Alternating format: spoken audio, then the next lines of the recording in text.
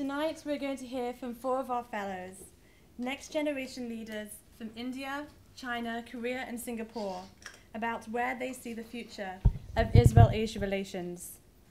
Opening and moderating this panel tonight is Mr. Saul Singer.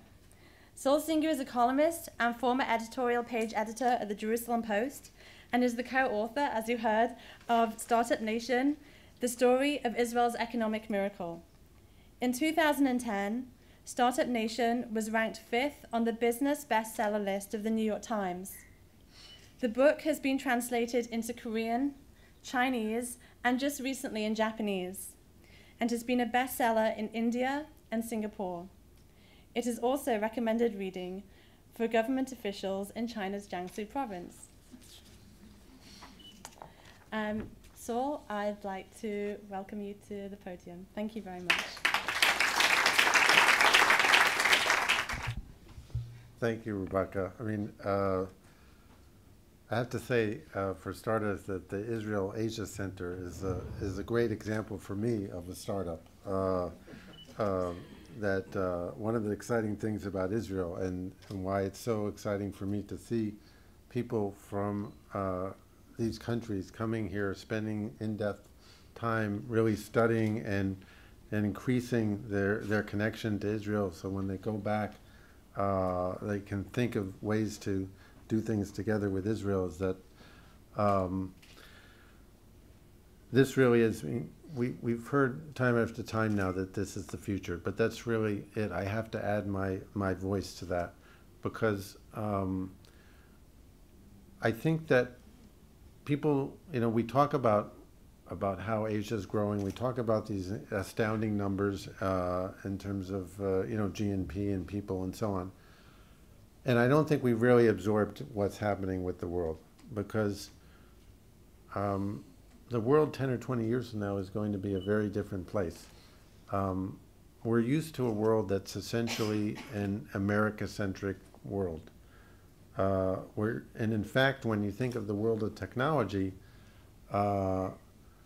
it's actually smaller than that. It's sort of a Silicon Valley-centric world. And in fact, I've been traveling a lot in relation to the book, and I've been going to different, among other things, to different tech conferences, wherever. And the striking thing of these tech conferences is you're in Munich or you're in London or you're somewhere else or Korea. In some ways, you could be anywhere, because the idea of what a startup is kind of made in Silicon Valley. It's kind of a mobile app to find a better restaurant kind of thing. That's become, and especially with Facebook and Instagram, that our image of what a startup is and what innovation is has become a certain thing, and yet that's not going to be the thing going forward, because we talk about Israel, and all the countries mentioned here are usually lumped into this category we call emerging markets. But emerging markets is really a misnomer. First of all, there's something sort of paternalistic about it. It basically makes it sound like there's the U.S. market, there's Silicon Valley, and then there's everything revolving around it, these emerging markets. But already the emerging market is bigger than the American market. And the emerging market is growing faster than the American market. So it's not really the emerging market, it's the majority market. It is the market. And we have to get used to thinking this way. And I think I'm saying this in Israel, that Israel needs to think this way. That we need to turn, we need to, and I'm going to just tell you a short story from one of the places I've traveled to is Kenya. And someone smiling here has just got back from Kenya. And I met someone there named Solomon. And he's a Maasai tribesman. And I met him about 20 minutes flight by small plane from Nairobi, in the middle of nowhere. And he actually had never been to Nairobi himself. He came from a village 3 hours walk from there. He had no electricity in his village, and I don't think he had a bank account or a credit card, but he had a cell phone. and he had coverage where we were, and he had two SIM cards, and one of those SIM cards was for Airtel, which was for cheap phone calls, and then the other SIM card was for Safaricom, because Safaricom is the one that is the host of this thing called M-Pesa, which allows him to make mobile payments with his dumb phone, not a smartphone, is a very simple feature phone. And he could receive money, he could get payment, he could get paid, he could buy things, all with text over his cell phone. And I think some of you may be thinking right now, well, I can't do this here in Israel, and I can't do this here in the United States, and we can't do this. All I can do with my fancy iPhone is pay for parking here in Israel. I can't get paid. I can't pay a friend or anything. So what's happened is that Kenya has basically jumped up ahead of all of us in terms of mobile payments. And this shows how a country that has been way behind in infrastructure, has this huge deficit of development, can jump up ahead of advanced countries. And it shows how that the future is going to be tackling big problems that are more important than where to find a better restaurant. Really big problems. Like in Kenya, people were carrying piles of cash around. They go for hours on a bus or walking or to move money from one place to another. Now they can do it with a text message. What a huge pain point has been solved. Think how much efficiency has been gained from this. And when we talk about, the problems of providing enough food, enough energy, enough water, these are the problems that have to be faced and have to be solved in these so-called emerging markets, which are the market, which are these countries. And they're not in the United States, and they're not Silicon Valley. And so what I'm saying is that Israel actually has the challenge and the opportunity to move beyond Silicon Valley. And what I hope, I have this dream that I actually got from a friend from India who came here, who I met here. He was here in Israel for the first time.